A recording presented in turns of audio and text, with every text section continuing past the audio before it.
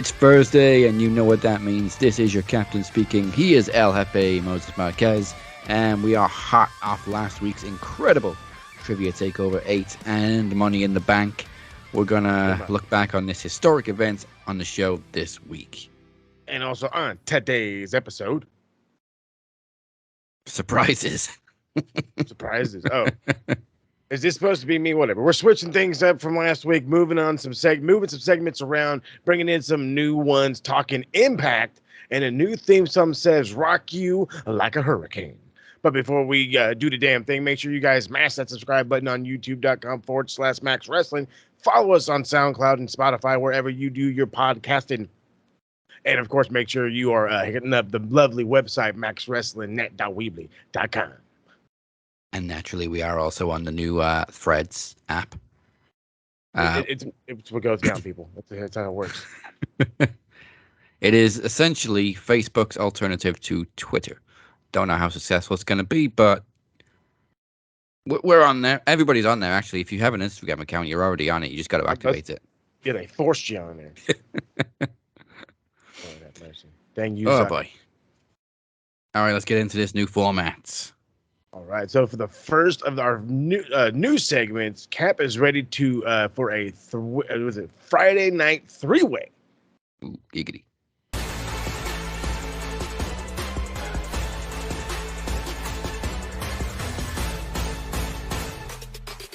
As promised last week, we are covering Impact again. So way back in the day, we used to do Impact in 60 seconds. Don't know if it's going to last 60 seconds, but I'm going to run through Impact this past Thursday night, but it airs on Friday in the UK's now. I gotta figure out where it airs in the States so I can try to watch this now. I think it's easier to act. I'm looking this up right now. You do your thing. Is it not on the Fight app? I don't know. All right, so on Impact last week, it's probably going to be a new episode by the time this airs, but there you go. Chris Sabin defeated Trey Miguel to retain the X Division Championship by DQ after Zach Wentz made his return and attacked Sabin. The Rascals are reunited. Trinity defeated Jay Vidal with the Starstruck submission, but was attacked by Giselle Shaw and Savannah Evans after the match. While Deanna hesitated to make the save, they faced each other at Slammiversary. Start your stopwatches. Leo Rush has debuted in Impact. He defeated Jack Price and showed up later on, but we'll get to that. Dirty Dango cut a promo on Santino referencing his daughter. Santino clapped back ahead of their match at Slammiversary. Santino is now the director of authority, so he's not supposed to wrestle, but Dirty Dango is making him wrestle. I was like, I'm so confused. I like this already. Okay, this is cool. Masha Slamovich defeated Kylie King with the snowplow as Killer Kelly evened the odds by taking out Taylor Wilde. After the match, Slamovich and Kelly stared each other down, linked by dog collars on a chain. Kinky. Speaking of kinky, Kenny King defeated Yuya Uemura before Joe Hendry debuted his hilarious music video for Kenny King's previous tenure as a stripper. Joe Hendry. I fucking love Joe Hendry, man. He fell off. I'm so sad. I love him just after this segment. We got a new segment about the funniest moment of the week later on. This was going to be it until I thought of something else, but it was almost this. And to finish the show, Nick Aldis made Alex Shelley sit in the crowd while he explained his heel turn last week before the two finally came to blows. Chris Sabin made the save but was attacked by Leo Rush, forming an alliance with Aldis, who challenges Shelley at Slammiversary. And I'm guessing Leo Rush is now going to challenge Chris Sabin. I forgot Aldis just showed up in Impact. You know what? I'm inclined to watch some Impact. It's on Access, but you said it might be on the Fight Network, on Fight TV or whatever. I would have to check that out. I don't know. I just assumed Fight seems to have everything these days. That's true. That is true. All right, well, I'm going to figure out how to watch this goddamn, because it sounds fun. I like Masha Slamovich. She I seen her. I think we started watching her. GC Dub is, I think, the first couple of times I saw her. And then when I went to LA for the Ring of Honor, the Ring of Honor show. I think it was the Ring of Honor show. And they were doing all the other stuff going on. She did the multiverse show with New Japan and Impact. And I was like, oh, dude, she was so over. So I'm glad she's getting a kick. And then, fuck Nick Aldis. I forgot he's in fucking Impact. So, hell yeah. He's back in Impact. Stop. He's back in Impact. Yeah. Turned heel last week, turning on Alex Shelley. So yeah, Motor City Machine Guns currently have the 2 top singles titles. Shelley's got the world title. Saban's got the X Division title. I think Saban is also now has the most reigns as X Division champion. Well, he does. I know for a fact he does. But I Yeah. think the number is 7.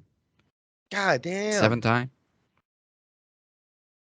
So that was Impact. It was a fun show. I'm actually looking forward to catching up with it again next week. And next week, of course, we will be predicting Slammiversary. Hell yeah. First time we predict an Impact in a year, because last time was last year's Slammiversary. Let's go. I'm down to get back into some Impact, and let's go. All right, part of the Friday Night Freeway. Normally, I'm going to be running through SmackDown after Impact, but we're going to skip SmackDown because we're going to go through Money in the Bank, so it doesn't really make sense.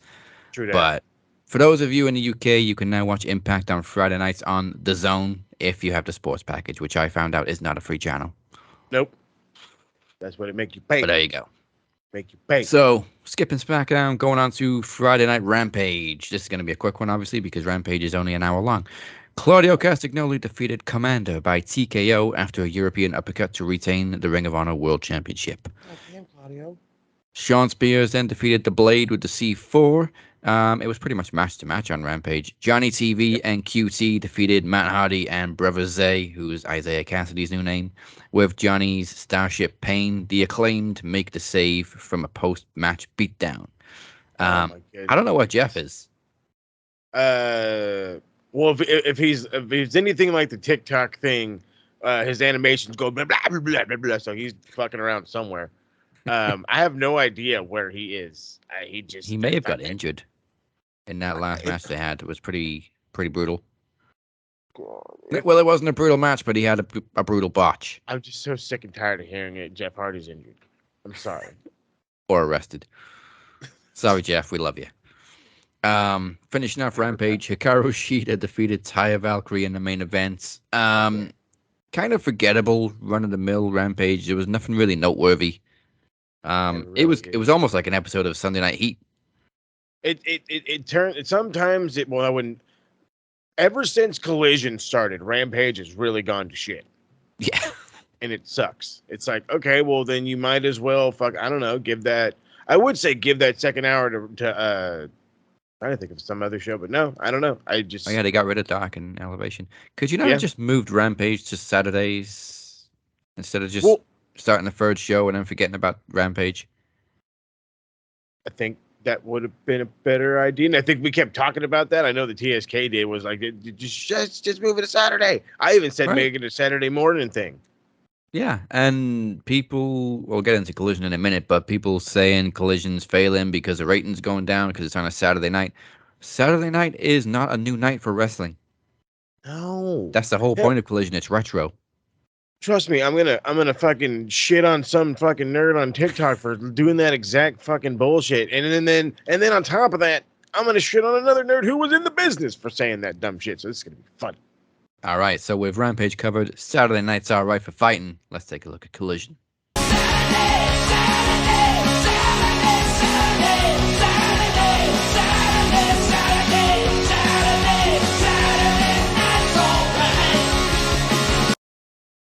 Yeah, all right. So getting into Collision, MJF squashes just an open challenge jobber guy. I think his name was it Kip Morst, something or another. And then he ends up going on to defeat Ethan Page again because I'm thinking Ethan Page came out. Collision is one of these shows where I've been watching it, but I watch it in the background as I'm doing homework, so I'm really not paying that too much damn attention. Powerhouse Hobbs defeats Dustin Rhodes. That's to move on in the Owen Hart tournament. So good for him. I'm pulling for Powerhouse Hobbs, by the way, even though we all know CM Punk's gonna win. I don't give a shit. I'm pulling for fucking Hobbs, okay? All right. Don't fucking do it to me. Miro looking strong like always, defeating Anthony Henry. The Gun Club are officially confirmed. The Bullet Club Gold members? I call them the Bang Bang Gang. As works. The group, I love it better. As they take shots at Ricky Stacks and CMFTR. I'm getting so sick of the consistent fucking build of this goddamn match, but it's whatever. It's whatever. As long as they do good stuff. I like the Gun Club. So good for them. I'm glad they're a part of the Bang Bang Gang, hanging out with Jay White and Juice Robinson. It works a hell of a lot better. Good for them.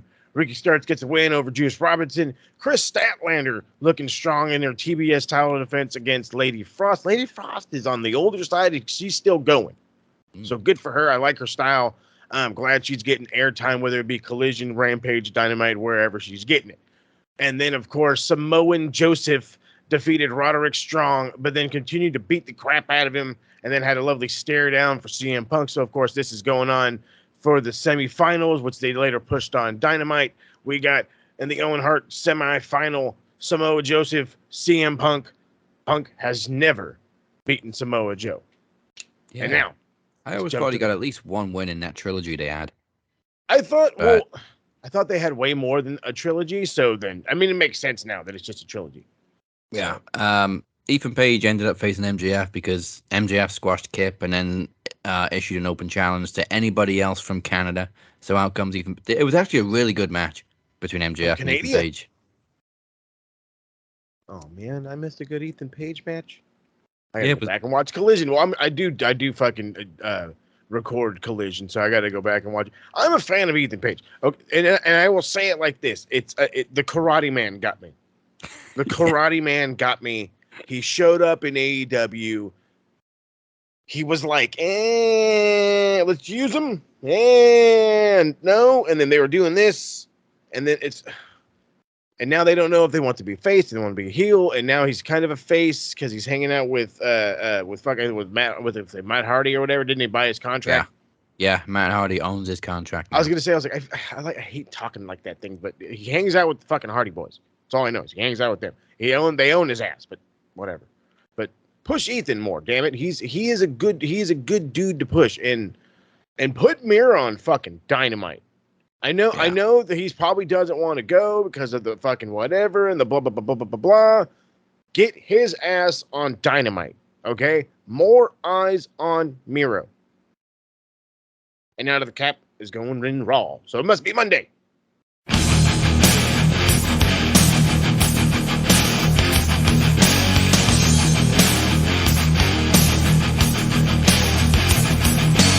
I haven't actually watched Raw. I've watched like the top 10 highlight video, so I kind of got the gist of what was going on. It's hard to watch, brother. I mean, there was a lot to watch this week. Catching up with Impact. We had Money in the Bank. But here's a full rundown of Raw. We kicked things off with a tease between Cody Rhodes and Seth Rollins, but it's quickly interrupted by a returning Brock Lesnar, who brawled with Cody, and surprisingly, Cody got the upper hand. 3/4 of the Judgment Day then confronts Rollins, setting up a match between Seth and Dirty Dom later on. Apparently, that's his new ring name now, Dirty Dominic Mysterio.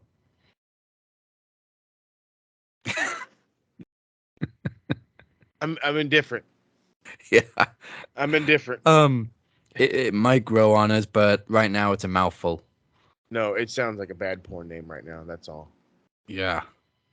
Condom sounds better. Way better. So while Judgment Day were in the ring, Damian Priest defeated Shinsuke Nakamura, obviously because he's Senor Money in the Bank now.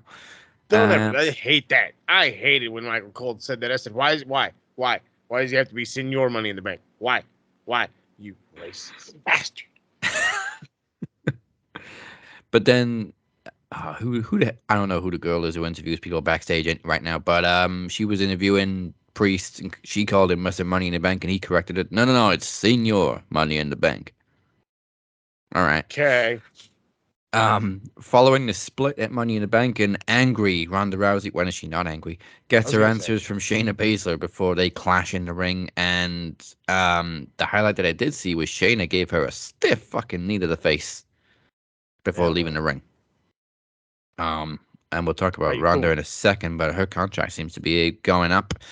Chelsea Green and Sonya Deville win the tag team turmoil and will challenge Liv Morgan and Raquel Rodriguez for the tag team championships. Becky Lynch made it clear she is not done with Trish Stratus and Zoe Stark and will face Zoe next week. Alpha Academy defeated Viking Raiders, whatever. Following their clash at Money in the Bank, Ricochet challenged Logan Paul to a face-off next week. Oh, no. Rhea Ripley defeated Natalya because, of course, to retain the women's world title and attacked her after the match. All Natty's got going for her is being hot and having a hot sister on Instagram. That's all they got. That's all she's got going for her, poor thing. She's getting a lot of disrespect from people on Twitter right now, which shouldn't really be a surprise because Twitter's a cesspool.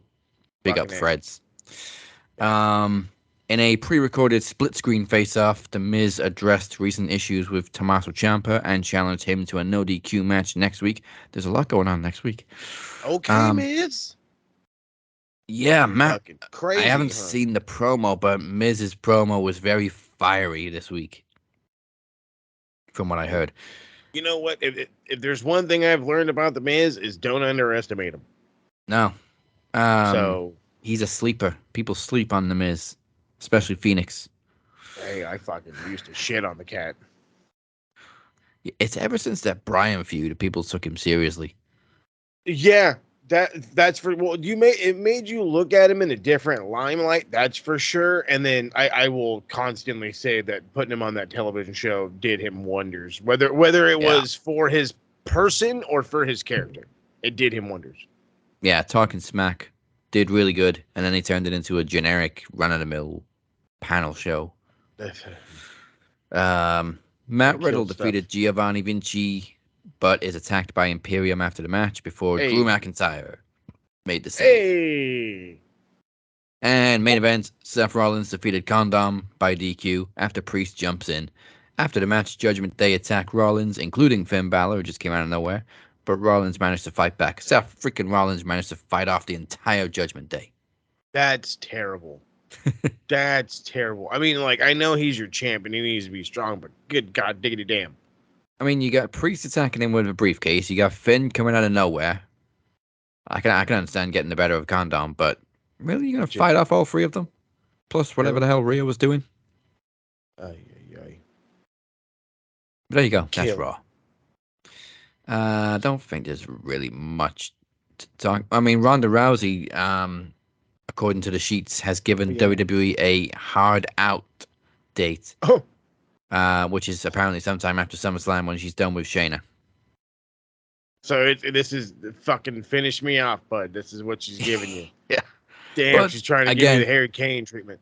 This is according to the sheets, who also said she was leaving after Mania and she didn't. So we'll see. But I still want to see Ronda and Becky one-on-one before she goes anywhere.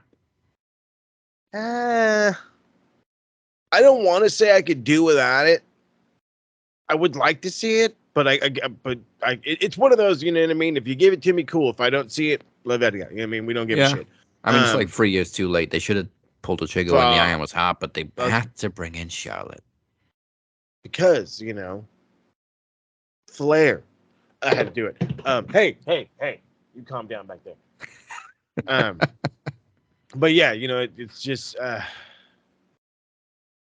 it is what it is. It is what it is. Hoping for Shayna to get a push after this. Let's go, Shayna.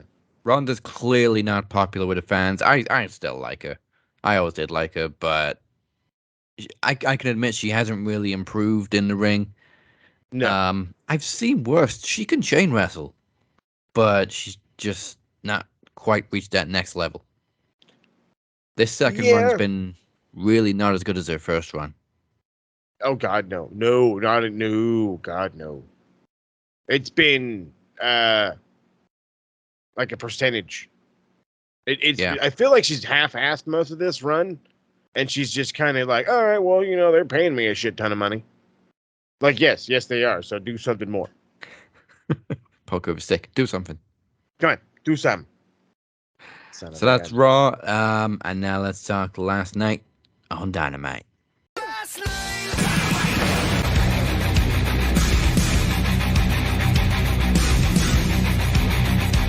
Orange Cassidy and Darby Allin defeated Keith Lee and Swerve Strickland in a blind, the blind tag, whatever the fucking tournament thingamajigger they're doing. I can't pronounce it because it fucking baffles me with all the fucking names. However, I will say Keith Lee versus a little man. Give it to me every day of the fucking week. Do you understand me? Every day of the fucking week. The way he works against little dudes is something different. I loved their like random heat in fucking Lee and Swerve, how he would just like behind him and scared the shit out of him with his roars. Like, oh, what the crap? I almost fucking peed myself. That was hilarious. I'm not even gonna lie. I'm not surprised the Bollywood boys showed up. I am just kind of like, meh. So it is what it is on that one. But the Acclaimed and Daddy Ass defeat the Bollywood boys and the Blade. We saw highlights of Eddie Kingston. That's right, Eddie Kingston, my boy, the Mad King, defeating Kenta for the New Japan Strong Openweight title. I forgot what the name of the show was, like a Collision. Independence Day. Independence Day. That's right. Thank you. So it's like, yeah, and why can't we do this on Rampage? Why can't we do it on Dynamite? Why can't we do it on your fucking Collision show? Why can't we do it on what's the thing that they put on fucking well, they don't do the Monday show on YouTube anymore. Never mind.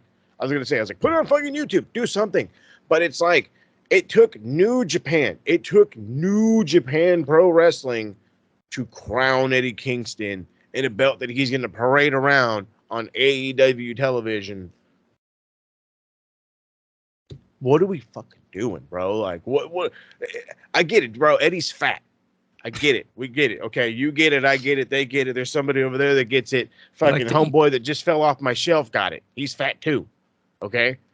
But he's over. Push him. Jesus Christ. Let's see. Chris Jericho teases joining forces with Don Callis. They have this whole thing. I fucking absolutely love this Canadian crowd. They wouldn't let Don Callis say fucking damn thing. He could have blown his nose and they would have booed at him. He's breathing too hard. They're fucking booing at him. They literally drowned him out. Jericho and Don had this look at each other like, yeah, we knew this was going to happen. And it was like, they kind of want to smile. They kind of both want to smile like, we did it. We're fucking so over in Canada. But it still, so he teases him, Jericho teasing the idea of him hanging out with I would not say hanging out, but not being a leader of a faction. Let's go with that. And I think that's interesting. I think it sucks because now the narrative going around on the internet is, I'm Chris Jericho. I've lost a bunch of matches, so let me rebuild a faction. First off, that's mean.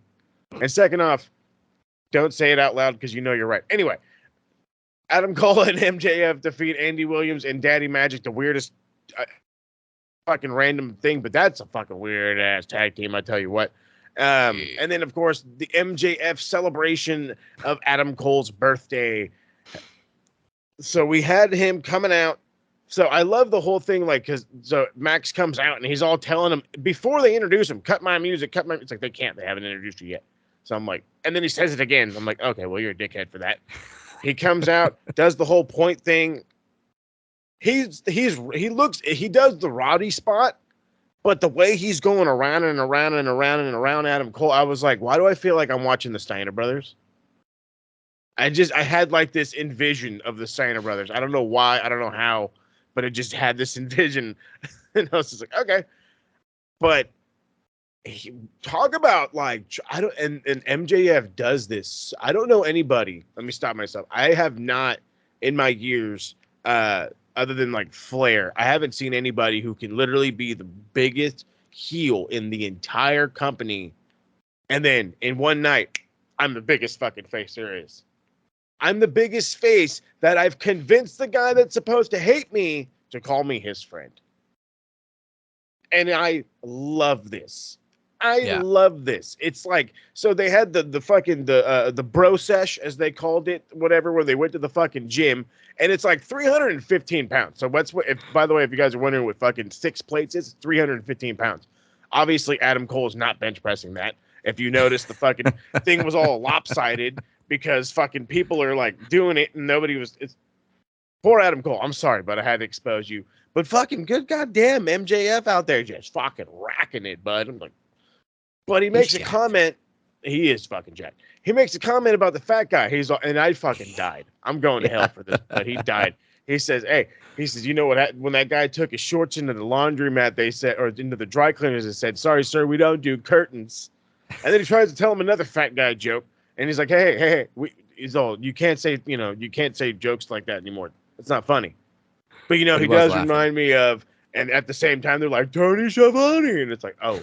And that's when Adam realizes, oh shit, I kind of like him now. And then that led to this, and it's like, So that's where I'm leaning, and I know I got to go through the real thing real fast, but that's where I'm leaning. Is it going to be MJF going face, or is Adam Cole going back to his heel ways? Awesome celebration of the birthday, by the way. Ruby Soho, with the help of literally everyone else in her dumb squad, beats Baker to advance in the Owen Hart's Women Tournament. Faces Sky Blue next week. I'm pulling for Sky Blue and all that cake. Kenny Omega versus Wheeler Yuta was hell of a lot of fun. Good for Wheeler, good for Kenny. He's bruised as all fucking hell. Claudio and, of course, Takeshita beat the crap out of Omega after the match.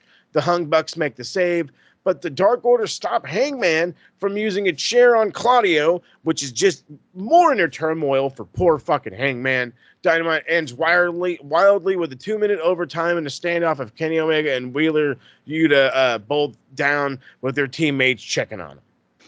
Yeah, I was confused when I went to stream it, and it had like part 1, part 2, and then overtime 2 minutes. So I thought, oh, something huge must have happened for 2 minutes overtime, but it was weird. It was like the standoff for 2 minutes. I think Tony got he got a deal like, hey, you want to go 5 minutes over for like $20? Okay. And here he gave him $20. You know what I mean? Because they brought up like the copyright thing and everything, and then it just carried on broadcasting. It's weird. But yeah, poor Hangman. Stuck in the middle, and I have no idea why Dark Order is protecting Claudio. I guess they just don't want to see Hangman go to the dark side, but they'd rather him in the Dark Order. I didn't think of it like that. I didn't think of it as, why did they stop it? Why did they save Claudio? I was thinking of it as, don't be the elite. As they're trying to drag him out, like, don't be the elite. Don't, like, you're not this guy. You're not these guys. And now there's the inner turmoil. But like, I mean, surely they can see Hangman's pretty justified with all the freaking wars these two factions have had. And then my whole thing is too, and then I don't know how this is gonna work out, but we got Blood and Guts coming up soon. Yeah. So obviously Hangman has to be a part of the team. At least that's what I'm thinking. And then we got to have a fifth guy. Or it's going to be 4-on-4 because I'm hearing Danielson may not do it. So there's a possibility Hangman's not in it anyway. Well, Brian's got a fucking broken arm. Oh, that's right. Duh. I'm trying to think. I was like, why isn't Brian there? And then you said broken arm, and then bam, the picture of the fucking bone doing this. Yeah. Speaking of broken arms, Cody's healed really fucking quickly. Fuck yeah, dude. Hella quick. He got some money in the bank, and there's no brace. And I completely forgot that he even had a broken arm a couple of weeks ago. I was gonna ask what the hell was the brace about, because he was like, "Oh, he's not medically cleared," and I'm like, "He did what?" Got a titanium brace, and nobody thought that was gonna be used as a weapon. No. What else can we look back on? So yeah, I'm loving Adam Cole, and I didn't think I'd love it this much, but MJF, I think is at his best when he's a heel pretending to be a face. Yes. Perfect. He did it with Punk for like a week. And everybody was like, maybe MJF's turning face. I'm like, nah, he's gonna dick him over. No, big time. And he did. And I think it'll end up being the same exact thing as you're saying, but I'm so intrigued. Yeah. You know what I mean? This is so much fucking fun. And then at the same time, nobody's been doing the buddy comedies better than MJF. No. He pulled out the Sinatra. Oh, God. The guys in the TSK are like, can you stop singing like Broadway? I was like, it's Sinatra. Get it right. Yeah, and he's a good singer. He's a great singer. But yeah, that was Dynamite. It was a fun show. It's certainly better than Rampage. That's damn sure. I'm not sure if it's set anything up for like the next pay-per-view. I mean, we're still getting through tournaments right now. We got the tag tournament, the Owen Hart tournament. And I don't think there is a pay-per-view before All In. No, that's the next one coming up is the one at Wembley. So they're going to be all their eggs in one basket on that one. Guys will be going in the G1 starting next week. So, I mean, it's pretty much just Eddie Kingston that's doing it, which sucks. Again, I would have loved more AEW exposure in it, but it is what it is. They are from room. Apparently, this is going to be Rampage-ish kind of nonsense. Apparently, Kenny cut a promo after the cameras cut, talking about his travels, that the Hangman was right, that he did not go to Canada. He went to go talk to a friend, and that friend. He didn't stay who. All signs are pointing to Coda. And according to Uncle Dave, we could see Coda as soon as the first show in August. Nice. So, I look out for that. Wait, Mox isn't in G1 then? No, is he in the G? I don't think he is in this year. Oh. I think the only guy that we had go over was Eddie Kingston. Oh, Which that again, sucks. exactly. That's what I'm saying. I was like, I know because Mox did it one year, and I know he wouldn't mind doing it again. Brian talked about doing it, which I thought would have been awesome. But in all reality, the way he goes, he's obviously not going to hold up for 28 days. I love the man to death. Okay, I do. But come on, brother. You had one match against Okada. That's going to be, you're going to have 28 of them. Yeah. And you broke your arm, man. Like, no thanks. You know what I mean? So there's that. Let's see. Oh, fuck. Who else would have been great? Like I said, Mox decent. Him good. I would love the idea of Claudio.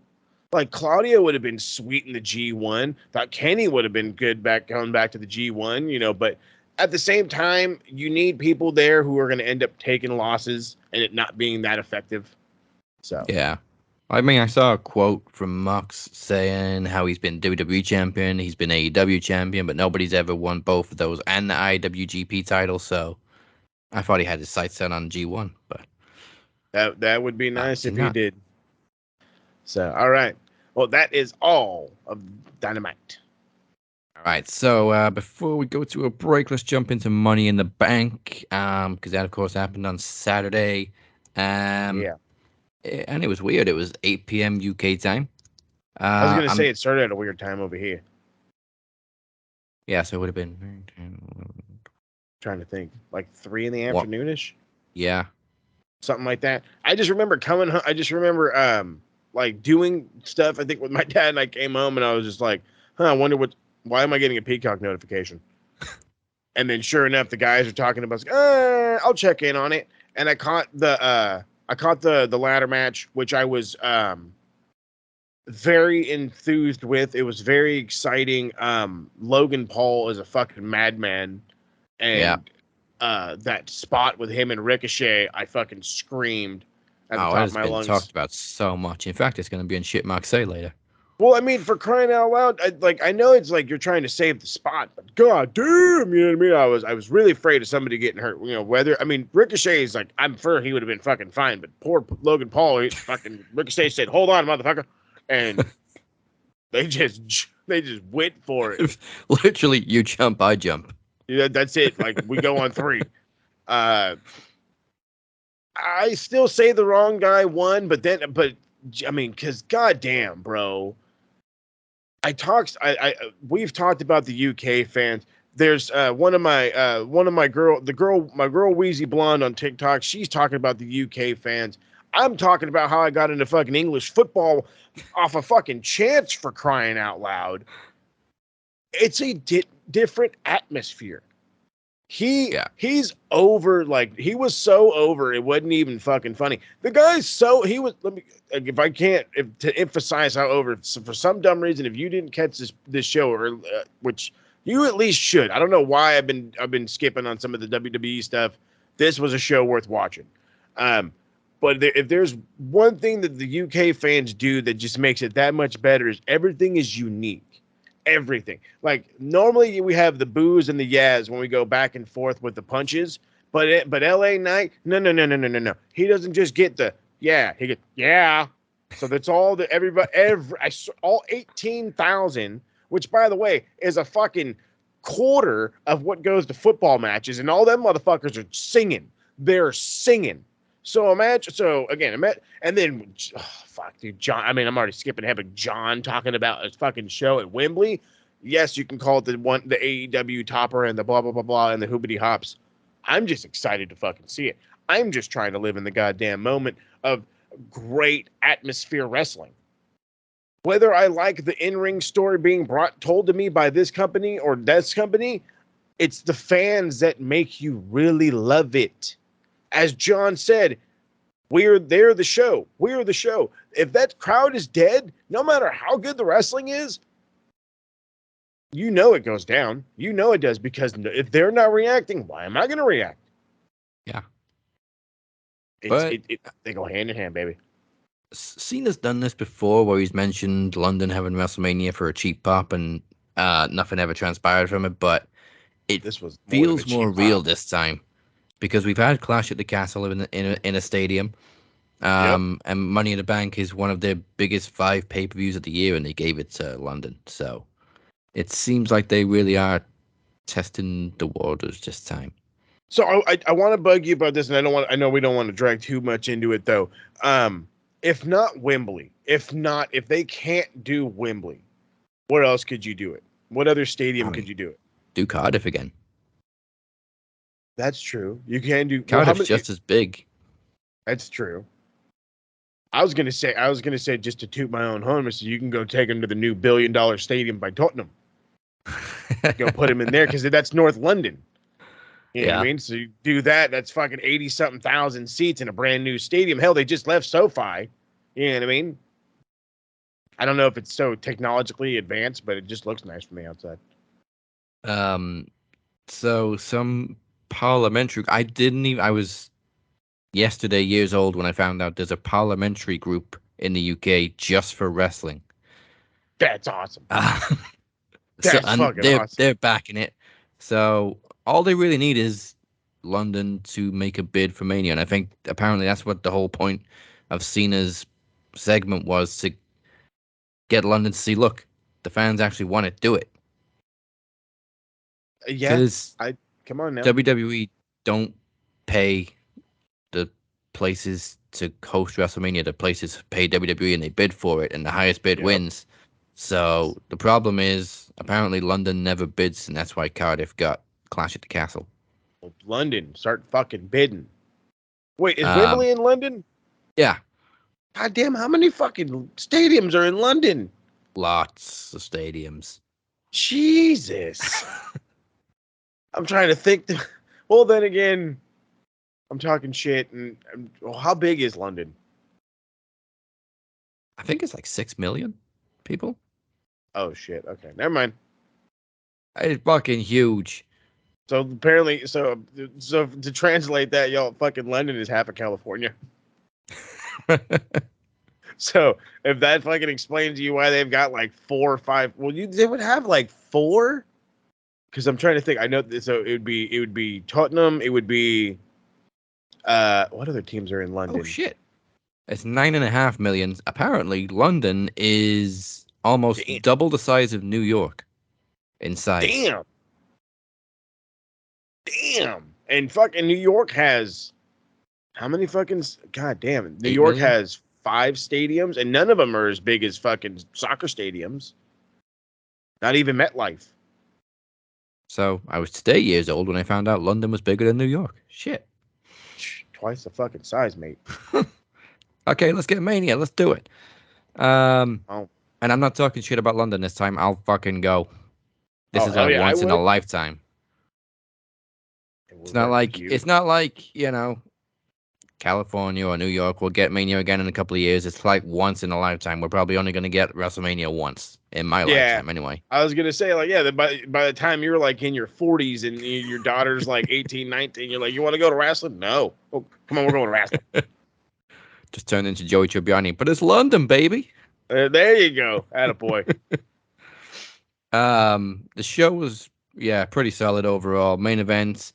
I didn't really. So I watched Money in the Bank on a phone because I was working at the time, but it was live and it was London and I wasn't missing it, so I watched it on the desk. But I had to drive home when the main event was on, so I didn't really see much of it.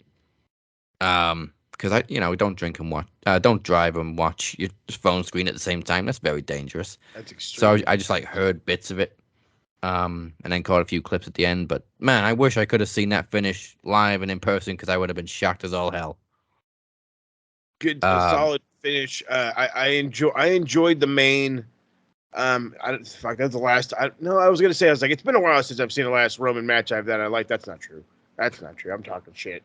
It was like, fuck, dude. Talk about chemistry. I talk about chemistry all the time with the boys in the TSK about AEW matches. Like, obviously, they're related, and I'm sure that has to do with it. But just they went out there and they laid it all on the fucking line. It's the first time Roman's been pinned in forever. So 3.5 years. 3.5 fucking years. 3.5. Jesus. That was huge for Jay. It is. And now I think that's gonna get all he's gonna get. That's his comeuppance for the whole thing. Yeah, they still seem pretty intense on Cody Roman 2 at Mania again. Roadie codes. I mean, we'll see how they build it this time, but again, maybe they should have pulled the trigger when they could have. Because when you think about it, Roman hasn't even defended that title since Mania. The titles haven't played any role whatsoever in this feud with the Usos. So, I mean, really, they could have put the title on Cody. Yeah, you should have put the title on Cody. But now you got to build it better than this year, and that's going to be a pretty stiff climb.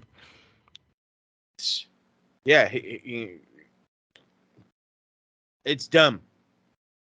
It's dumb. You literally built a whole new stadium and said, "Hey, make it through this goalpost now."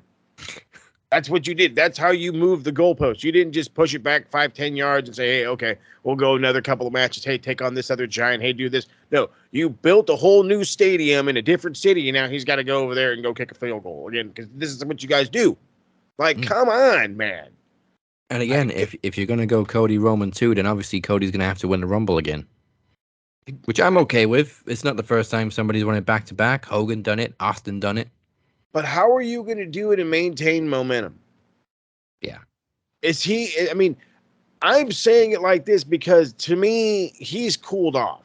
And no, yes, he's still very relevant and he's still Cody Rhodes and he still carries a lot of name value. And I understand that. And I get that. And we can always play that up no matter what because this is the E and that persona's, overtop everything else.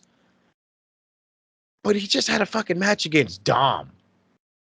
You know what I mean? Like you've got to build it. He's got to get rebuilt back up, figure out how to be plateaued until the Rumble because the Rumble's not until what? Fucking January? 5 months. Yeah. 5 months. So yeah, fucking December. Wait. Is it December or January? 8, 9, 10, 11, 12. Yeah. Well, 6 months. Okay. So it's in January. So it's like, okay, what are you gonna do between now and then to build him? You can easily have heat maintained from the Rumble to Mania, no problem. You can easily maintain whatever you need to for him, no problem. What are you gonna do now to get him back over? Because right now, I can list a handful of guys that are way more over than Cody Rhodes. A handful. And the top of that list is Seth fucking Rollins. Yes, it fucking because, if he was in AEW, that'd probably be his name, Seth fucking Rollins. Or Cody fucking Lopez, one of the two. But you got to build him. You got to rebuild him. But it is what it is. You've also got to have, if Cody's winning the Rumble again, you've got to have him win it in a way where the fans aren't going to go, "Oh, it's predictable shit. We knew Cody was going to win. We don't care about the main event, a Mania now." I've got it. You need to get the people behind Cody and keep them there for the Rumble. I've got it. He's the one that beats Gunther. Oh, I think that's got to be Drew, though. Yeah, I know. I'm just fucking around. Cody would probably get shit for beating Gunther. No, I know this. He would get like, "Oh, are you fucking kidding me?" Super Cody ended the reign. Fuck off. And then he's gonna pull the fucking Warrior, win the belt, and just fucking give the guy like that would piss people. That would piss everybody. That'd piss me off for sure. But no, I mean, unless there's, you can do trades between brands. It's always an option. But who the hell do you trade for Cody Rhodes? The Usos, maybe? Hey. Bring the Usos to Raw, send Cody to SmackDown. Now you're talking. I like that. Vince, pay me. Come on now. Oh yeah, apparently Triple H wasn't at Raw this week. He just had a normal time off. He's back on SmackDown tomorrow, but Bruce Pritchard was running Raw this week. So maybe it's a good thing I didn't watch it in full. Hey, you're about to say. So obviously we're going to keep an eye on WrestleMania UK potential. Mm-hmm. And the second they announce it, I'm saving up.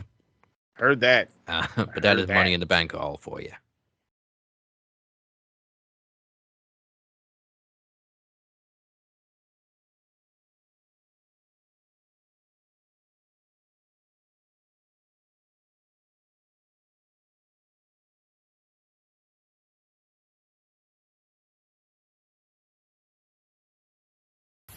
peace, tranquility, and serenity. I like to come out here and think. You know, for the past week, I had to think about why. Why Dazzy Dangerously challenged me to fight him for the Max Wrestling Television Championship at Fight for the Knowledge. I think I know why. He wants the podcast machine. You know the podcast machine that I said was dead? Well, he's very much alive. He wants the guy that he met in 2016, a guy who was a regular guest on the show, and by 2017, I was a regular part of the Max Wrestling podcast and became one of the most influential, most integral part of Max Wrestling, and one of the most dedicated performers on Max Wrestling Podcast with a decorated history of championships, accomplishments, and moments and memories. Still today, by the way.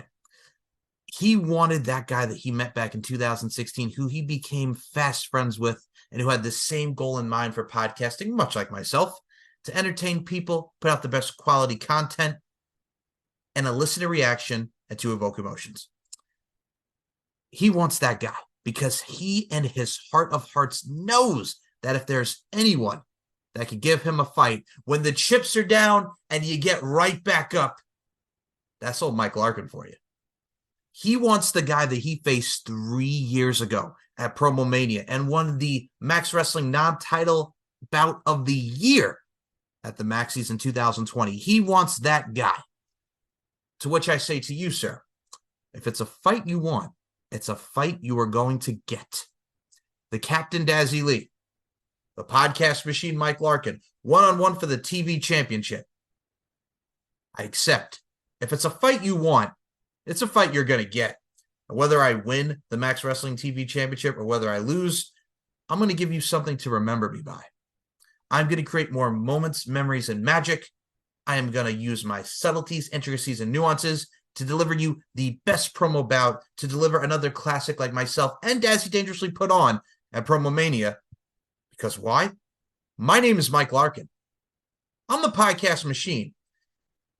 And well, you're not. I'll see you at Fight for the Knowledge, Dazzy. Be careful what you wish for, because knowledge is power, my friend. See you then.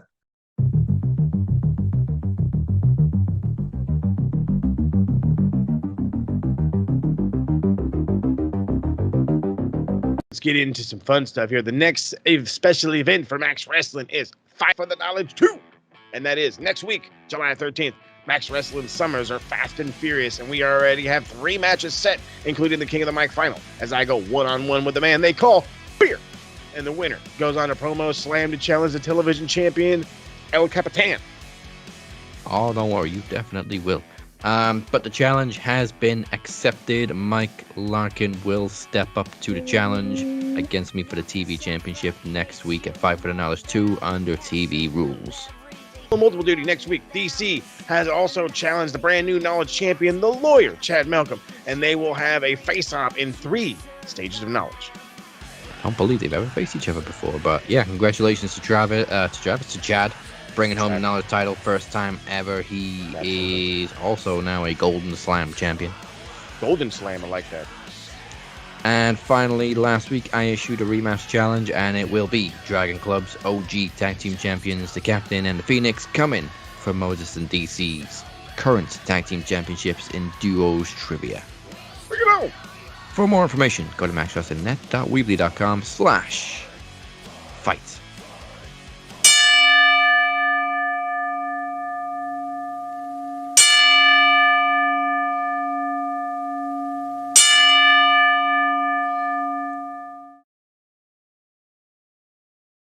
Welcome back to the Cap and Mo Show. Once again, drop us a like, a sub, a follow, do it all, and go to maxwrestlingnet.weebly.com to learn more. Still to come, Shit Mark Say, Geek and Wrestler of the Week, and This Week in Wrestling History. But first, a new segment, the funniest moments in wrestling this week. This is Tell Me I Did Not Just See That. Tell me I did not just see that. I'm sorry, I forgot what I was saying. That's not right. My pick, I'm glad we didn't mention it when we were talking about Money in the Bank, because I'm talking about it now. was the fans chanting "Stand up if you hate Roman," which is a very popular football chant, and of course they did it in NXT. Um, it was just the way Roman was telling everybody to sit down, shut up, and because they were singing "Stand up if you hate Roman," Roman just sits down on the apron. That was perfect. This is why I love the UK crowd. I mean, okay, so if you think this is dumb, you guys got to remember, what was it? If you hate Gibson, shoes off. Yeah. So again, this unique chance, I fucking love it. And guess what? We're talking unique chance. I have to bring up my personal fucking favorite. So John Cena, again, John Cena. If there's anybody to pop the goddamn crowd, it wasn't Cena's though. It was when they got sick and tired of Grayson Waller and they just hit him with the most famous fucking English chant ever, wanker. And they're just ripping him apart. And he looks into the camera and says, "Oh, I don't have to do that." And I'm just like, I don't know. Call me the dude that all of a sudden knows a little too much. I'm just like, that's not what it means. You're an idiot. But all right. More stuff in the UK. More. I think Cena's pretty familiar with these kind of chants too, because he spent a lot of time in London in recent years. That's right. Yeah, he has. And he is a big football fan. So yeah, shockingly. So there you go. Both from Money in the Bank. Those are our two funniest moments this week, and unsurprisingly, they both involve UK chants. Love them. All right, now before we find out the dumb tweets, let's take a look at the past week in this week in wrestling history.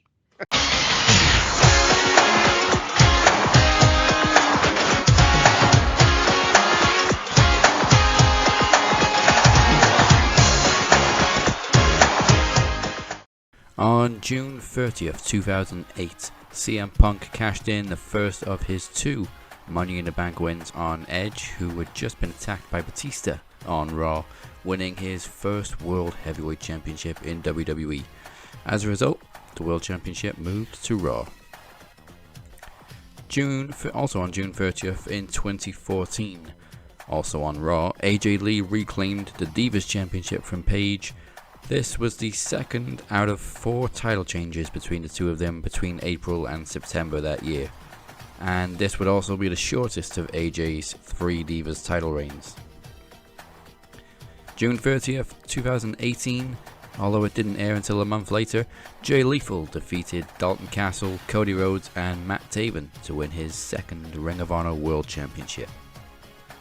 July 1st, 2003, Gail Kim made her shocking WWE TV debut by entering and winning a 7-woman battle royal for the vacant WWE Women's Championship, which was relinquished by an injured Jazz.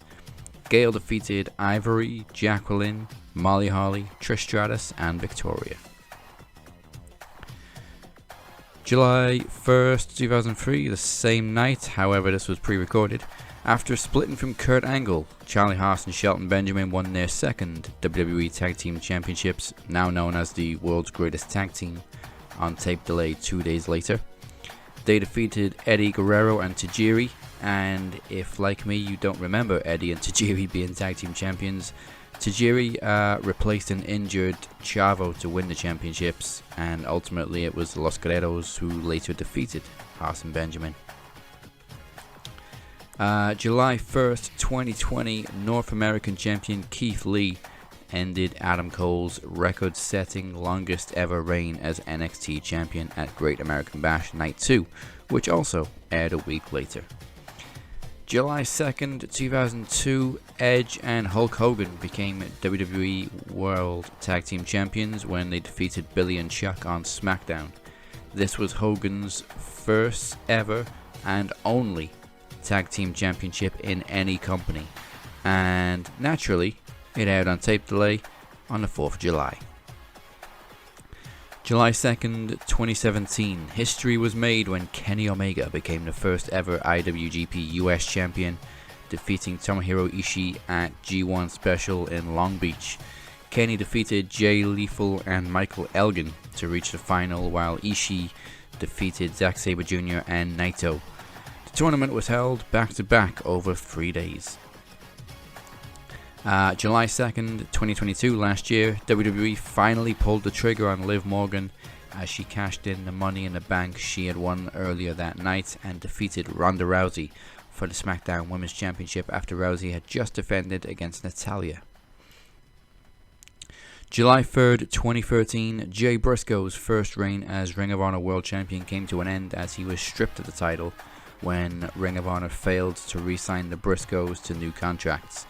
Jay was written off injured in storyline and returned to present the eventual new champion Adam Cole, with the championship at Death Before Dishonor 11.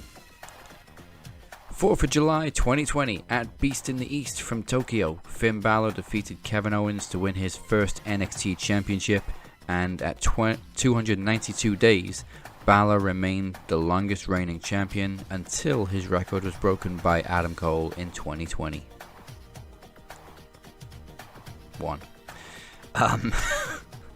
July 6th, 1998, your final piece of history on Nitro. We were just talking about this last week. WCW US Champion Goldberg defeated Hollywood Hogan for his only WCW World Championship.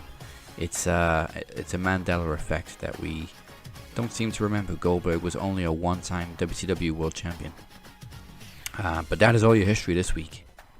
All right, let's find out this week's Geek of the Week. Pencil neck geek, grit-eating freak, scum-sucking peahead with a lousy physique. He's a one-man, no-cut, losing streak. Nothing but a pencil neck geek. Pencil neck geek.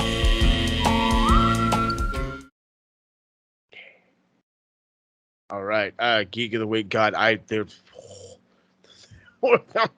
was many a candidates this week. Oh my Lord Jesus. This is where I'm serious. This is where it got tricky. There was a lot of dumb shit said this week on the internet. And it made me, it gave me a hard choice. So I will say that it came down to two people. It came down to Jonathan Coachman or Jim Cornette. And only because he's gone over this topic once before, I'm giving it to Jim Cornette for shitting all over Ospreay versus Omega. And his exact words is, all their shit looks phony. He cuts into him. If you want to spend the time to listen to his dumb fucking show, which is completely on you, I'm not telling you to do it, but if you decide to, it's whatever. He has this whole thing where he's making fun of them, and he says that, their characters are too over the top and they're meant to be in a video game thing. And that makes me stop. That makes me think. And that makes me look at him and say, didn't you have a Samoan play a Japanese character? And you were over the top about it to the point where you guys brought in a Japanese manager and you loved it? Didn't you also manage, Owen Hart, who was just an over-the-top version of his brother? I mean, tell me, what's fucking Punk's famous line right now? Tell me when I'm telling lies. Come on now, big dog. And he goes on, and he starts rambling. He gives them shit. He gives them shit because nobody can throw a punch. They're throwing these shitty forearms and blah, blah, blah, blah, and nobody knows how to throw a punch. Nobody knows how to throw a punch in the E either, but you don't talk shit about them. Throwing a punch isn't a thing anymore. Not everybody is a trained fighter, okay? Not everybody got beat up on the weekends and brawls in fucking the bars. I'm sorry that times have changed, Mr. Cornette, okay? You fucking sound like dumb shit Hulk Hogan from the other week talking about, these guys should be bagging my groceries. If we lived in the time of all of that, wrestling would be going down further. The macho, the over-the-top macho-ishness is something that, what's the machismo, the over-the-top machismo, whatever you want to call it, we've moved on. You know what I mean? We've adapted, we've grown. We can absolutely be those people. We could be over the top macho, but it's not a thing anymore. We're not stuck in the 90s. I don't have to have my leather jacket. You know what I mean? My pack of smokes rolled up in my shirt. I don't have to be a greaser. It's Oh, Jim Cornette, you fucking kill me, bud. You fucking kill me. If I understand you get paid to do this, then don't fucking do AEW. Yeah. And if that means you lose that much money, I was actually very surprised when the first episode of Collision, he was very positive about it. Specifically Punk's promo. shocker. Fucking hell. All right, so Corny is this week's Geek of the Week, and now for the Bestler of the Week.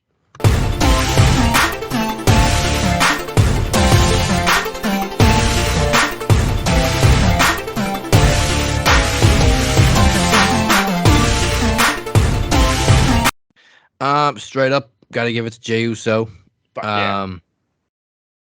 Not since the Hardy Boys have I seen a tag team with like one clear bigger star than the other, like a proper tag team, not somebody thrown together. True. I mean, Jimmy's great too, but obviously Jay is the one being pushed as main event. Jey Uso. He's been the best actor in WWE for way too long. Got that, and he got the big win over Roman.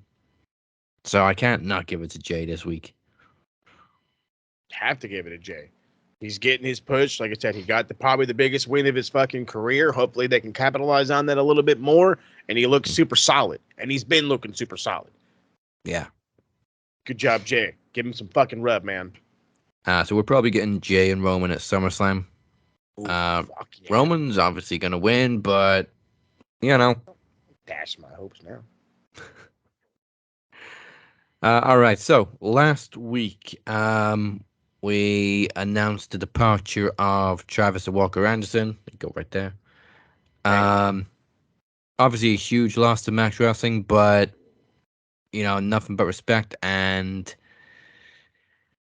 seeing as we have to say goodbye to Travis, maybe for a long time, here is a very special little tribute for the Walker.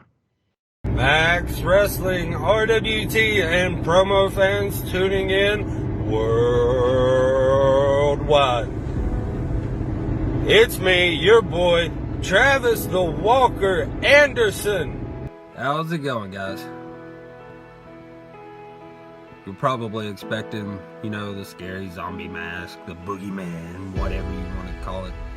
I will go through them. I will come for you. And I will take that fucking title from you. And before Michael Larkin goes and starts talking shit about fucking manginas and shit, Robert Davis goes on about liberation and bullshit, I told everyone that I want this. I want this more than anything right now. I am the Walker. I am Travis the Walker Anderson.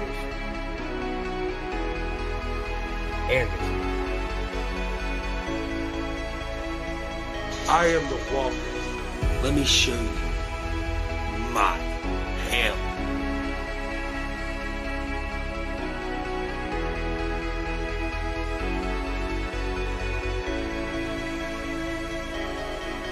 Travis the Walker Anderson.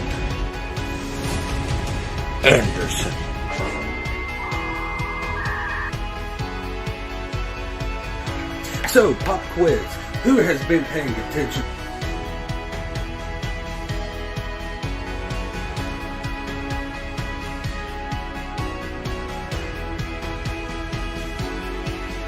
Here we are at the pinnacle. I am a different person. I am a different entity. I have a different energy.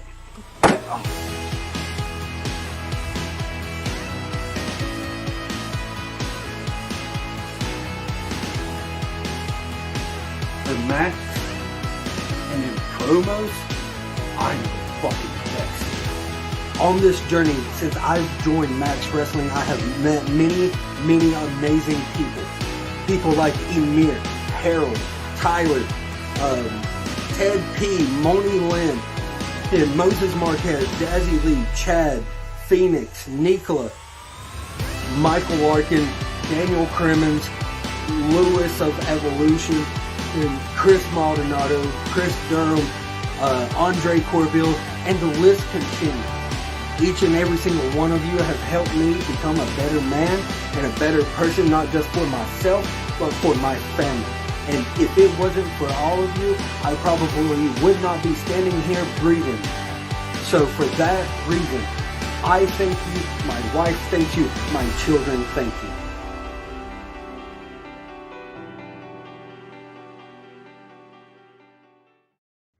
All right, now, finally, before we go, there's time for stupid shit people say online. This is shit Mark say. Just in a fucking good mood. You know you're damn wrong, and shut your damn mouth. Sit down, Marks. Do we have TikTok nerds this week? He strikes again. He's back for more. I'm not a fan of white chocolate. I prefer milk chocolate. The white chocolate's coming back at you with some more craziness. Now, this is where he is basing his opinion off of the dumbness that is Jonathan Coachman. And Jonathan Coachman decided to put up a tweet.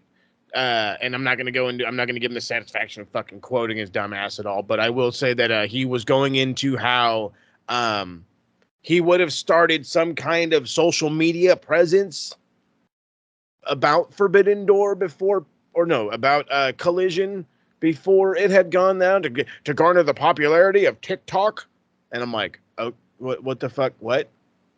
Okay. How many motherfuckers on TikTok actually like wrestling like that? You know what I mean? Like, in all reality, how many people were you going to garner? But he then goes on to say that, what are you doing putting a regular television show of wrestling on a Saturday? Don't you know that's for indies and for pay-per-views?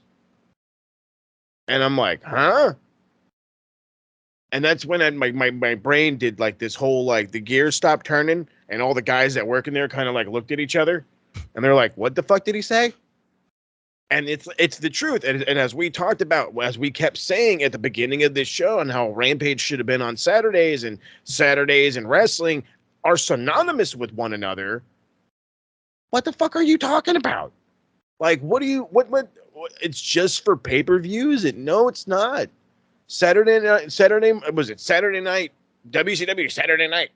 I literally, there was no other name for the show. That was the name of the show. That was going on for fucking years, bud. There was an NWA Saturday night show. That was going on for a while. They did Saturday night's main event for a little bit for WWF. I mean, and they were very successful Saturday night main events. Exactly. So it's like, dude, this is what you're talking out of your fucking ass. You know what I mean? You were in the business for a while. You were a backstage dude. Yeah, you listen to everybody. You left in the peak of what you could have been learning for fucking ESPN.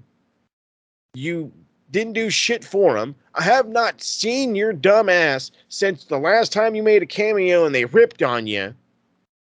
So shut the fuck up. And then goddamn white chocolate, you can follow suit for following this fucking dumbass naysaying stufferino. And then there was another one. I think I sent it to you, and I got to check it out real fast. It was just, and I don't understand some of these motherfuckers, man. Oh, that's right. So let's just call him Senor Troy from Wrestling Memes 2.0. It says, Wrestler of the Year, complete drunken tard of a wrestler, all embarrassment wrestling. Showing a picture that says, name a bigger downfall than this. And it's from Dean Ambrose to Jon Moxley. And it's a picture of him with the WWE Championship as Dean Ambrose, and a picture of him in the most recent match he just had in New Japan with El Desperado and I can't remember the deathmatch guy, so I don't want to butcher his name, where he's got those fucking sticks sticking out of his head. And they're calling it a downfall. And I then got into a lovely little argument with fucking nerds on the internet over this shit because some guy's narrative that got 28 likes and his statement exactly, and because I remember it because it's still livid in my mind, was, Tony Khan outbid WWE. That's why he went to AEW. That's why he's doing all the dumb shit. And it's like, no, he, and I even put on there, said, that's not true. When he left WWE, he even said he didn't want to leave WWE. There was an exact quote: "You guys are really going to make me leave all this money?" He didn't leave because of money. He left because of creative. He wanted creative freedom.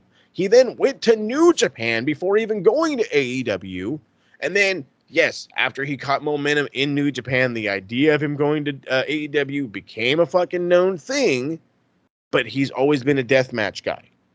Tony Khan did not outbid WWE. They gave him creative freedom. So again, in what way is this a downfall? Cody, remember the guy that they hated and now they love because he left and came back? Cody Rhodes. Yeah. What did he do when he left? What is his exact words when he left? I bet on myself.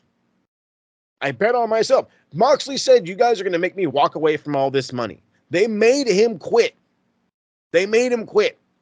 So he quit. He remembered, I love this. And guess what? This company is going to let me do this. And they're going to pay me almost the same as what WWE pays me, if not a little more. Fuck it. You're going to tell me if I could get paid to literally sit here and watch fucking Ted Lasso and The Bear and all the fucking Tottenham matches in the world. You know what? If I could get paid to be an American to cover Tottenham, I'm fucking there, bud. You know what I'm saying? Like, I'm fucking there, bud. So are you know what I mean? Like, the way people fucking think, dude, is stupid. If I get to do something I love, I'm going to go do that rather than be in a strenuous situation just because I'm making money. Stupid. You're stupid. Telling me the gas mask gimmick wasn't stupid? Is that what you're saying? He got a plan over. I mean, I'm not saying... first off, it thumbs up to him for getting a fucking plan over. That's huge. But a fucking plant... Come on, bud. Dean Ambrose was a hell of a lot goofier than Jon Moxley. Exactly. Moxley is what he was, a death match wrestler. That's it. That's it. What is the problem with that? I don't understand the issue. Nobody's shitting on Claudio. Claudio went away. Let me stop myself. Claudio got held away. Yeah. And then he showed up in AEW. Nobody's talking shit about Claudio. I'm about to say nobody's talking shit about the dude who left and came back and left and came back and left and came back in fucking goddamn Johnny TV. Nobody's giving him shit. Nobody's giving the fucking Hardys shit. Make it make sense to me, bro. You know what it is? They're just butthurt. They lost Ambrose. Plain and simple. Hey, that's the fucking truth if I've ever heard it. Speaking of rubbish takes, up next we have Rubbish Take Robert. Actually, none of these were from Twitter this week. This one was from Facebook. Which actually is how Shit Mark Say began, from Facebook posts I got into, and I don't really do it very often anymore, but jeez. So we were talking earlier about the spot with Ricochet and Logan Paul where they both landed on the ropes after getting pushed off the ladder and they were wobbling a little bit, so you could see Ricochet just decided to pull the trigger and they jumped, they spun, and they... Oh, yeah. They saved themselves in the spot, but okay. Right, exactly the point. They saved themselves. And it wasn't a sweet landing through the tables, but at least... No. At least it was a little more controlled than just tripping on the ropes and falling the fuck over. Oh, trust me, that would have fucking sucked. Robert said this was a reckless spot for how rushed it was. Yes, it was rushed, but it wasn't reckless. Neither guy had good footing on the ropes and just went for it. So I replied, well, I mean, what else were they supposed to do? They were a second away from slipping off the ropes. Mm-hmm. God. You had a back and forth. I love this. All the comments are fucking mixed up. He said they were nowhere near about to break their necks on the ropes. The worst that could have happened was fall back on the floor. Trying to justify that as if that what they did couldn't have been much worse is hilarious. What the fuck? Somebody else jumps in. Stop thinking about how the flip turned out and think about, in that moment, dangling from the ropes, the best option was to jump. Was the end result perfect? Nope. But a seasoned veteran made a split-second decision that if you actually are intelligent to analyze the situation, was actually the best option he had in that moment. Quit being a chode. Get him, buddy. What else did Robert say?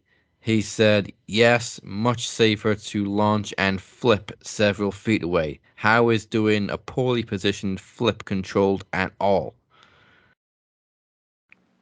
Because they fucking controlled themselves. Like, okay, did you think of that term, controlled? If they would have just crashed, they would have just crashed. And that would have been it. They would have went down. But instead, they needed to do that spot. They wanted to do that spot. So then rather than just fucking collapsing and saying, fuck it, whatever, and then just continuing on, figuring out what to do, looking even more lost than ever, Ricochet reacted.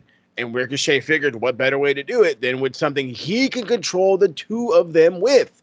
If there's anything that there was about this, it wasn't poor control at all. That's the thing. That's what, like, the thing that it's literally killing me as I'm reading this. Like, dude, how fucking stupid are you?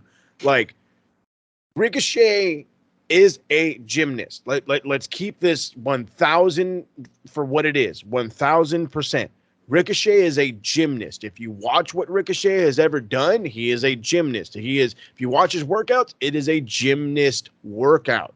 He is done off-balance stuff. He does dangling rope stuff. He does all of that, and he's used to it. He's used to body control. A Spanish fly, which is what they hit, is a move that is controlled by the guy who is doing the flip, and the guy who is taking the flip is literally just making sure your body does the proper rotation.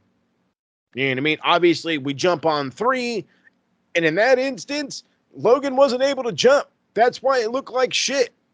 But I bet you if Logan would have jumped, they would have went fucking 5, 6, 7 feet in the air. That's the thing. That was obviously the spot that they were going for. And what was supposed to happen, it just wasn't very smooth because they couldn't quite get the balance right, and that's why they pulled the trigger so soon. So they'd obviously rehearsed that move. So in a way, Logan was kind of ready for it. So yes, it was safer to just go for it instead of catching your feet in the ropes, falling on your fucking neck, on the apron, breaking whatever. Exactly. A semi-controlled flip is better than just falling on your fucking neck. Thank you. Thank you. On the hardest part of the ring. You know you're going to take a bump. I'd rather take one away from this metal, away from where I'm going to land awkwardly, and I'd rather fucking take a fucking couple of shards of table on my back. And not even a table. Neck. It's what wrestling tables are pressed sawdust. They're nothing. If anything, that probably broke the fall. I was about to say, I was like, trust me, yeah, those tables ain't shiz. They're not shiz. They're not the fucking desk you work on in fucking, when you were in school, but it's not that thick. Them bitches they're not very thick. They're basically plywood. Mm-hmm. Stacked plywood. That's why they break when they're not supposed to break sometimes. Ay, ay, ay. All right, next up, not changing the name because everybody knows his name. It's Kevin Nash. God damn you. And I hate shitting on Kev, because he has had a rough year, but I just can't defend this take.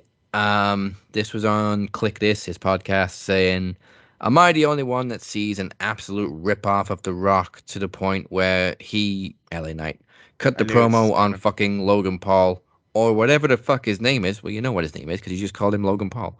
Mm-hmm. The only thing he didn't do is turn the motherfucker sideways. Jesus Christ, does everybody have amnesia? There's nothing original. Now, we've talked about this everybody's talked about this comparison to The Rock, to Stone Cold. He is like a mashup of both of them.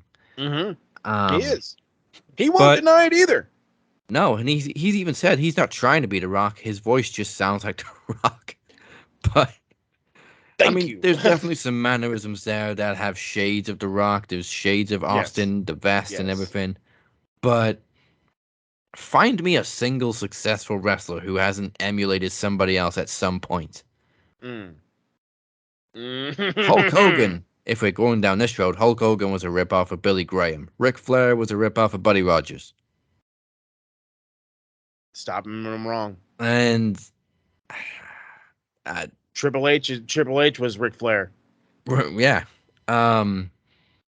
It's okay to make that comparison, and you don't have to like it, but you're a veteran of 30 years. You don't have to bury the guy. Why are you burying somebody for no reason? And I get it, dude. I understand it. And yes, I've even said to myself, like, bro, you're a little fucking, you know what I mean? Like that's a little much but then again, look at Ricky Starks. And this is a guy that I like, for crying out loud. I like Ricky Starks a lot. They say that he looks like The Rock because look at how he's dressed, and he kind of sort of cuts a promo like The Rock. But then again, everybody does it. Everybody has a different cadence to themselves. And yeah, dude, guess what, Kev? I hate to break it to you. Those guys were more popular than you, and you're probably just a little more bitter that they're not trying to emulate a Kevin Nash promo. Or they're not talking like this, and come on, everybody. No, that wasn't cool in the fucking 90s in WCW. It's not cool on your fucking podcast. It's... No.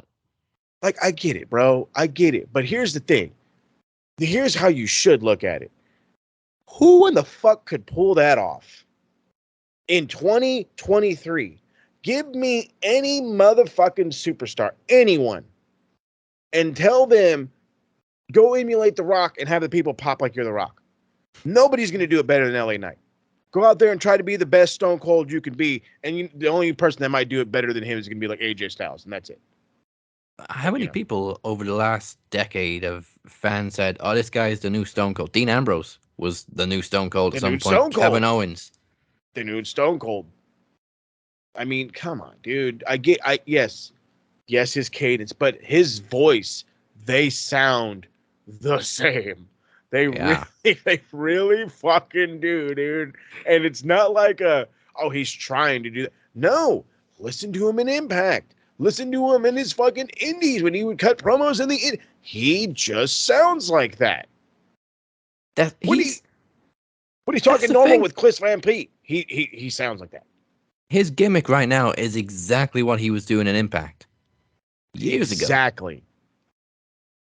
And if anything, you should be praising him for the fact that Vince wanted him to be a manager because he was too old. Hello, DDP. And he just got over organically with the fans because he has something that Kev was missing: charisma. A whole lot of charisma. Whole lot. Maybe if Kevin Nash had half the charisma LA Knight has, the ratings wouldn't have tanked when he was champion for a year. Mm-hmm. God damn, Kev. Or, love you, Kev, but stupid take. Yeah. Leave the guy alone. If you don't like the gimmick, you don't like the gimmick, but you don't need to bury the guy. And on top of it, you're burying him for doing something nobody else can. He's burying him for doing something positive because whoever the fuck he's emulating, it doesn't matter. It's working. It's working.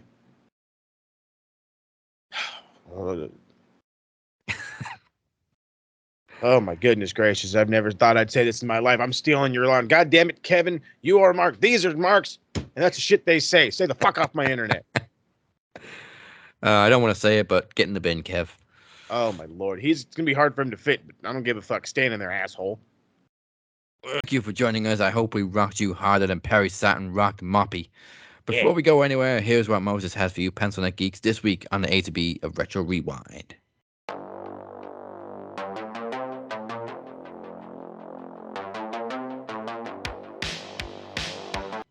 That's right, Retro Rewind. Again, we've talked about it. It's probably going to be. I don't know right now. We don't know right now. We're gauging the situation right now. Kicking it with the TSK seems to be the main source of it all.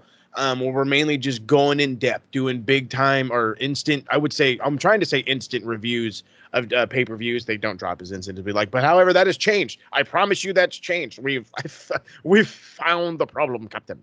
But in all good God honesty, that is no longer going to be an issue. So episodes should drop a lot faster. They're going to be a little bit more in depth.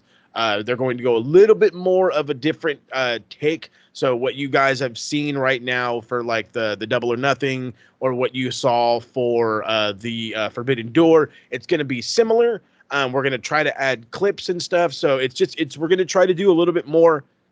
So we're calling it the remastered versions or whatever. I'm not dropping any of those just yet, but for the ones that are coming out, that's how we're going to get looking.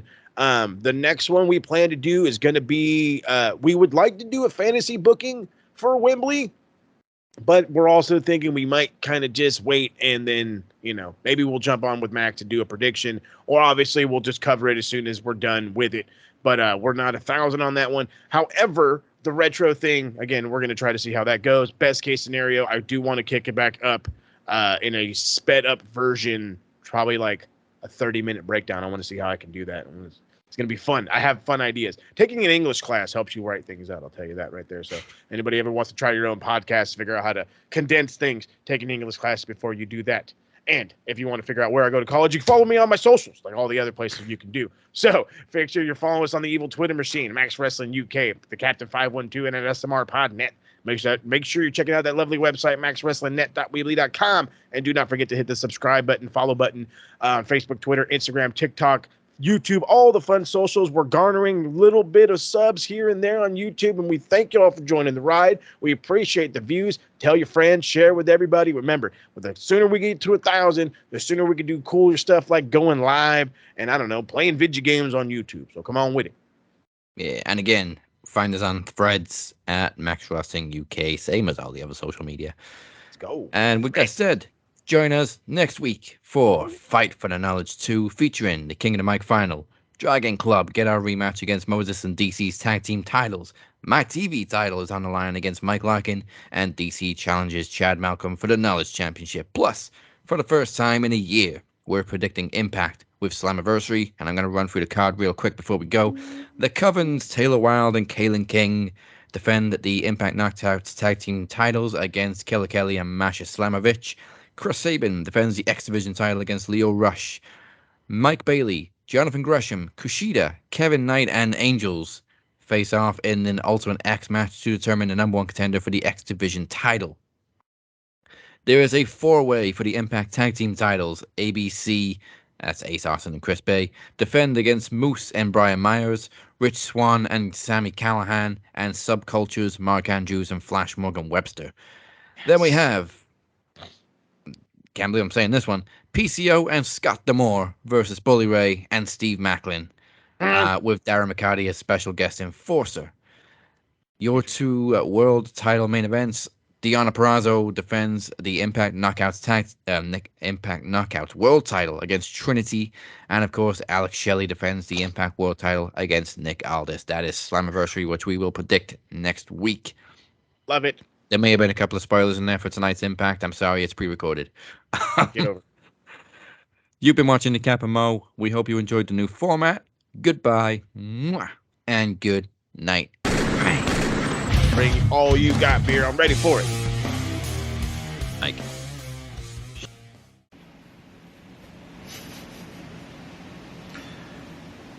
How many of y'all are asking the questions?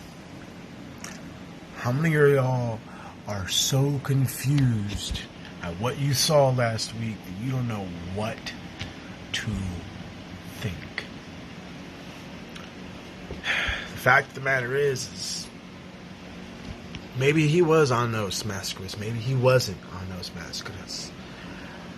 But there's one thing for certain, and that is Chris Reed chose his side. Chris Reed knew who to follow, who to get behind, who to listen to. And he made a hell of a choice, as you can tell. One phone call, and I knew I had somebody with real loyalty, true loyalty, somebody like a Ted P. I love Cypher. I have love for Cypher, but he's got more love for that guy that went away. And I love him for going away, but that's not what the MDO is about.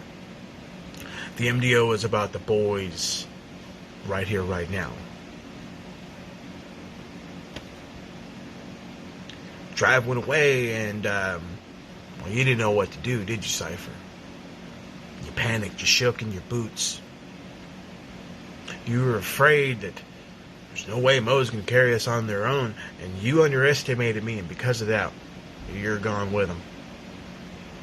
And now what you have before you, what you have in front of you, is a stronger, more powerful, more confident MDO.